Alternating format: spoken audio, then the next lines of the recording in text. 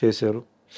Jail నుంచి నేను బయటకు వచ్చినప్పుడు సుమలత వాళ్ళ ఫ్యామిలీ, వాళ్ళ మదర్ సిస్టర్ వచ్చి నన్ను జైలు దగ్గర రిసీవ్ చేశారు. మా ఇంటికి వచ్చాను. ఇంట్లో సుమలత గారు ఆవిడ మదర్ వచ్చి నన్ను కలిసి వెళ్ళారు. Next day morning Mohan Babu గారు వచ్చారు.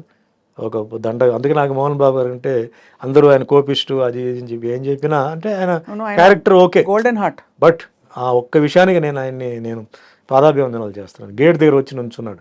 నేను ఎవరిని కలవడానికి ఇష్టం లేదంటే మా అమ్మగారు చెప్పారు, లేదు మోహన్ బాబు వచ్చున్నారు లోపల పిలువ అంటే, సరే గేట్ తీయని వచ్చి నాకు పూలదండ వేసి షిరిడి సాయిబాబా ఆశీర్వాదాలతో మళ్ళీ నువ్వు సినిమా ఇండస్ట్రీలో రావాలి సుమన్, మళ్ళీ నువ్వు వస్తావు, బాబా బ్లెస్సింగ్స్ ఉంది, డెఫినెట్గా నువ్వు వస్తావు, నువ్వు ఏం భయపడొద్దు, నీ సీట్ నీకే వస్తుంది చెప్పి అంటే ధైర్యం చెప్పేసి పాపం వెళ్ళాడు. ఎందుకు రావాలి ఆ మనిషి, బట్ వచ్చారు పాప ఆయన.